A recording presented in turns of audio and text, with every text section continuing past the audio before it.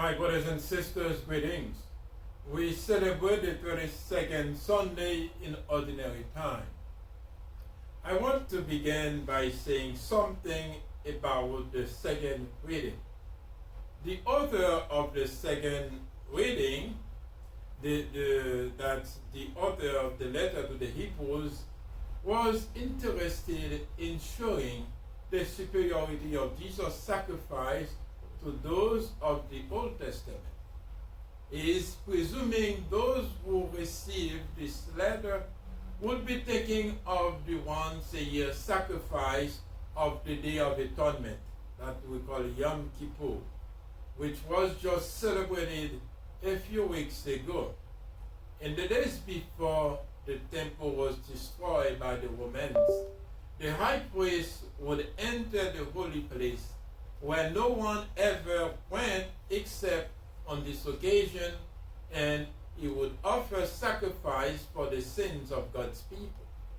The letter to the Hebrews emphasizes that Christ's sacrifice for sins took place only once and didn't need to be offered again and again because his sacrifice was perfect. In today's gospel, we hear about this poor lady who has two small copper coins worth about a penny.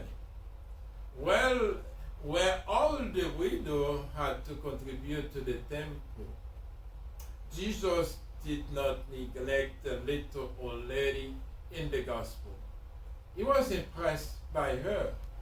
He did not fail to appreciate the gifts of the wealthy, the sizable amounts which they chose to contribute, but he did take special notice of the widow.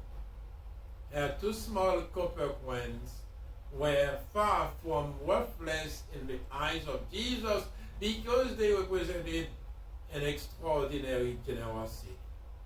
They were all that the woman had to live on. We are often told to be generous. A Catholic Mass seems almost incomplete without some mention of a special collection that will be taken up to help those in need in various ways. Because some government officials want the open hand of welfare to change into a closed fist. The need for us to be charitable becomes even more imperative. Every city has homeless, hungry people, whom it is easy to dismiss as lazy or irresponsible. But a Catholic view sees them as Christ in need. Every Catholic must oppose abortion and stand for life, but we ought also to come to the aid of indigent women, and whether wed or unwed, and as well to come to help those in need, especially the immigrants, those who are suffering and then need our support, who have the courage. We know sometimes we think about abortions only.